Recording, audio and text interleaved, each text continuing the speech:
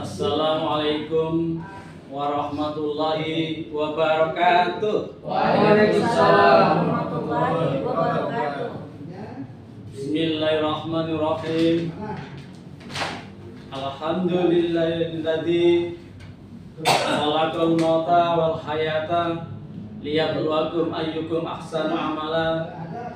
Wassalatu wassalamu ala sayyidina Muhammadinil Mustafa wa ala alihi wa sahbihi al-sidqi wal wafa. Amma ba'du. Qala Allah Ta'ala fil Qur'anil Karim, a'udzu billahi minasy syaithanir rajim. Bismillahirrahmanirrahim.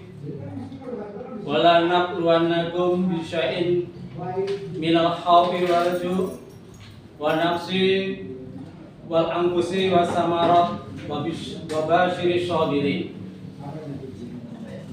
Qala Nabi sallallahu alaihi wasallam, al imanu nisfani, nisfa fi syukri wa nisfa ala sabri. Yang kami muliakan Hadratul Mukarramin wal Mutaromin, para alim, para ustadzah, para sesepuh dan tokoh masyarakat, Al-Mukarram, guru kita Al-Ustadz Bapak Ahmad Fatoni Eskom. Setelah yang kita doakan bersama, semoga beliau dalam keadaan sehat walafiat, panjang umur, ilmunya bertambah, rezekinya pun ikut bertambah. Amin. Hadirin dan hadirat para jamaah,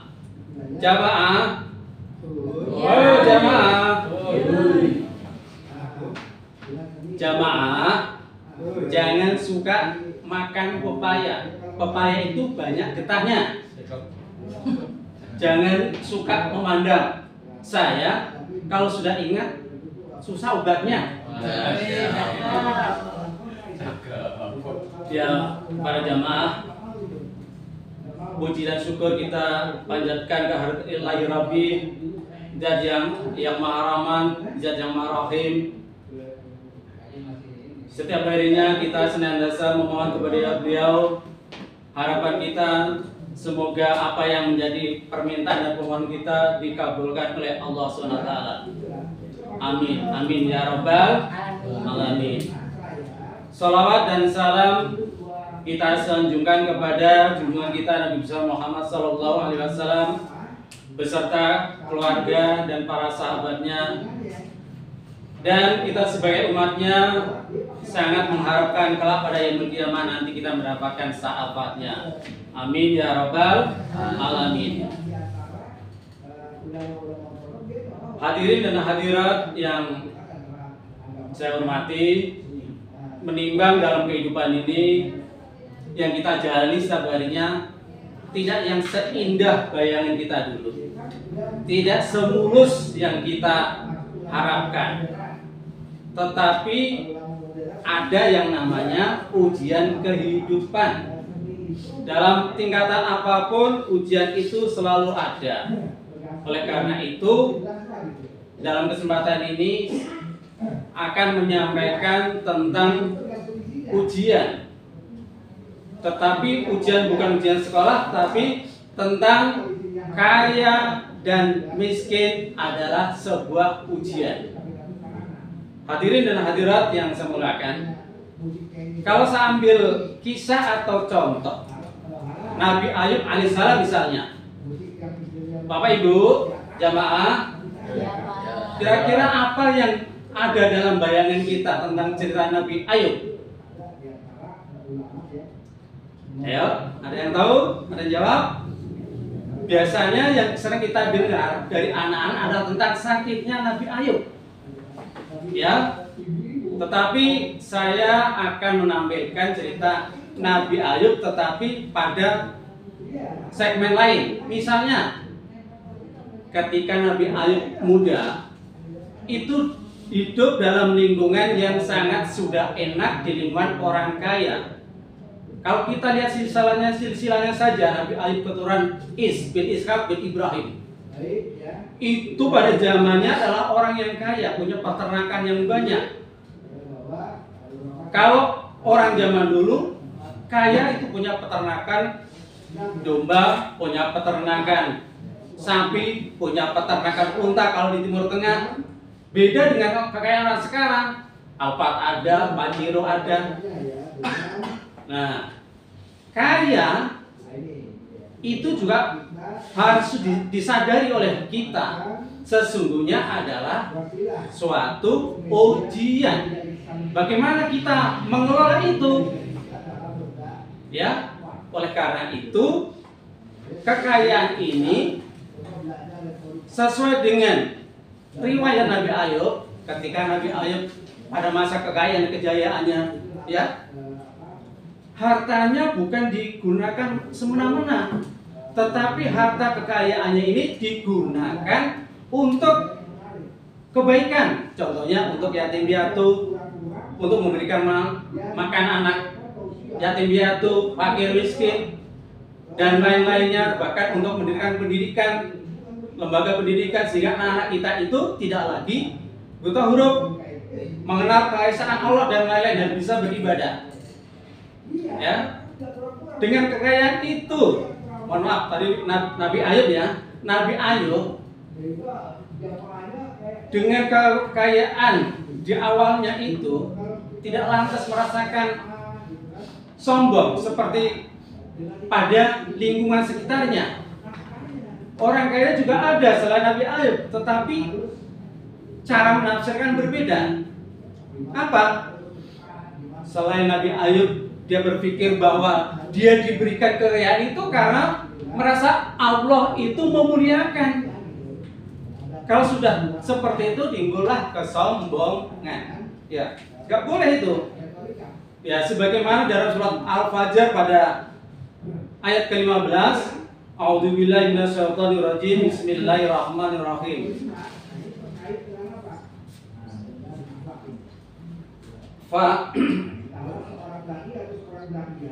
Bismillahirrahmanirrahim.